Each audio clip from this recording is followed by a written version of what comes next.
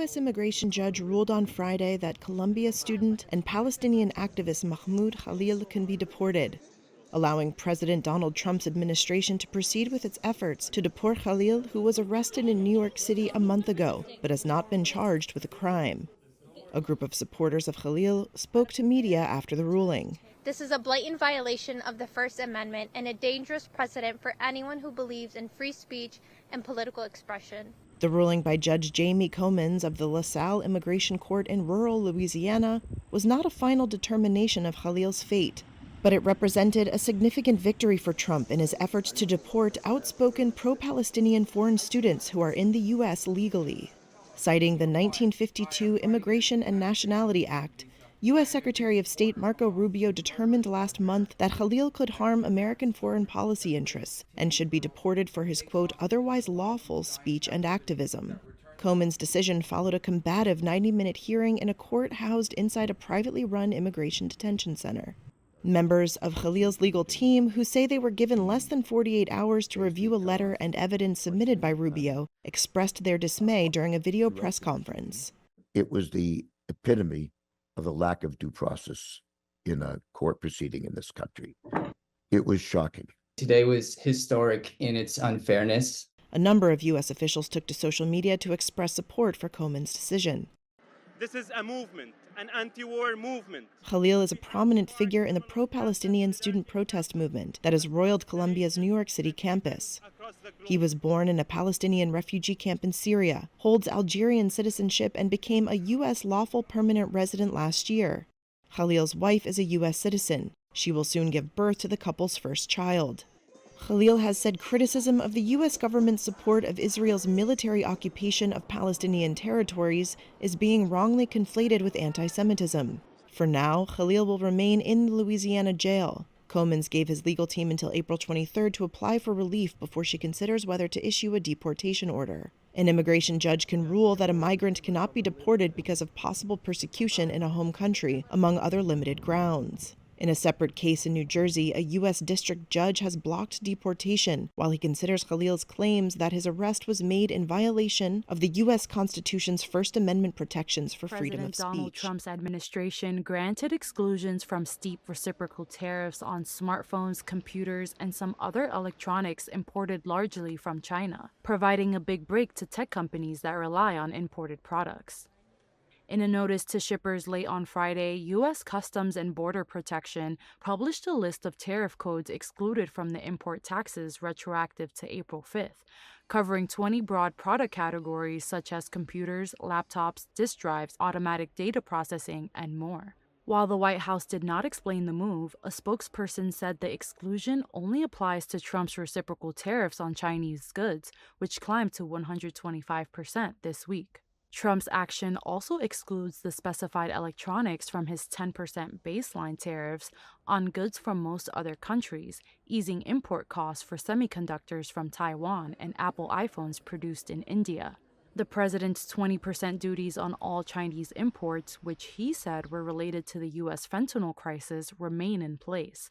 White House spokesperson Carolyn Leavitt said in a separate statement that Trump has made it clear the U.S. cannot rely on China to manufacture critical technologies such as semiconductors, chips, smartphones, and laptops.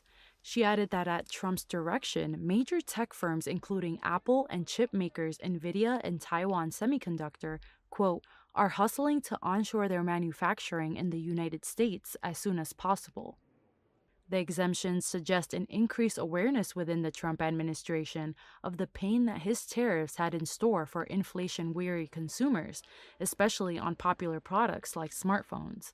Analysts predicted that the price of a top-end Apple iPhone could jump to $2,300 from $1,599 with a 54% tariff rate. At 125%, economists and analysts have said that U.S.-China trade could largely halt. Earlier this week, financial markets were in turmoil as Trump announced sweeping reciprocal tariffs on U.S. trading partners. Trump's tariff policies have raised fears of a U.S. recession and drew criticism from his fellow Republicans. Patients and medics surveyed the damage after 2 Israeli missiles hit a major Gaza hospital in the early hours of Sunday. The strikes destroyed the emergency and reception department and on-site church, medics said. Israel said it was targeting Hamas fighters exploiting the facility to plan attacks. The Al Ali Arab Baptist Hospital said it evacuated patients from the compound after a phone call from someone who identified himself as Israeli security shortly before the attack. No casualties were reported, but the hospital was knocked out of operation, according to Gaza's health ministry. A health ministry spokesperson said it left hundreds of patients out on the street without medical care. Separate strikes on the enclave on Sunday killed more than a dozen Palestinians, according to Hamas and the health authorities. Medics reported that 6 brothers were killed when an Israeli strike hit their car in central Gaza. People were seen mourning the brothers in Deir al-Balah. Their father said they were not fighters and had been volunteering to make food for Palestinians in the area. What did they do wrong, he asked. Sunday's strikes came as Hamas leaders began a fresh round of talks in Cairo, in a bid to salvage a stalled ceasefire agreement with Israel. Egypt, Qatar, and the United States have stepped up efforts to bridge gaps between the sides. Began at dawn on Saturday in Gabon's presidential election. The crucial poll comes after a coup reshaped the oil-rich Central African nation's political landscape. 19 months after overthrowing President Ali Bongo, whose family ruled Gabon for more than half a century, Gabon's coup leader, Brice Oligui Nguema, was widely favoured to win Saturday's presidential poll. Nguema has been interim leader since leading the coup. The former army general has campaigned across Gabon wearing a baseball cap with the slogan, "We build together." Nguema has vowed to diversify the oil-reliant economy and promote agriculture, industry and tourism. Casting his vote, he said he was very confident of victory in the election. Across the capital city, visual reminders of the Bongo era persist. The skyline remains dotted with development projects initiated under the former regime. They were often touted as modernisation efforts despite widespread poverty. The transitional government has promised reforms and a return to civilian rule, but some experts remain cautious about the prospects for genuine change. Brice Oligui Nguema, who led a coup in Gabon in August 2023, won Saturday's presidential election in the Central African country. Interior Minister Herman Imongo announced the result on Sunday, saying Nguema received 90.35% of votes cast, according to provisional results. The result cements Nguema's grip on power 19 months after the coup ended more than half a century of rule by the Bongo family in Gabon, an oil-producing nation with a population of around 2.5 million people, a third of whom live in poverty. Nguema pitched himself as a change agent, cracking down on the corrupt old guard. His most prominent opponent in the 8-candidate race was Alain Claude Billy Nze, who was serving as prime minister under President Ali Bongo at the time of the coup. Nze finished with 3% of the total votes, according to the results announced. Nguema vowed to diversify the oil-reliant economy and promote agriculture, industry, and tourism. Gabon's economy grew by 2.9% in 2024, up from 2.4% in 2023. Driven in part by infrastructure projects and increased production of commodities, such as oil, manganese, and timber, according to the World Bank. Under a constitution approved last November, Nguema's election win gives him a 7-year term, renewable once. Though he has promised a break from the Bongo era, in which elites were accused of hogging Gabon's oil wealth, Nguema himself has ties to the old government.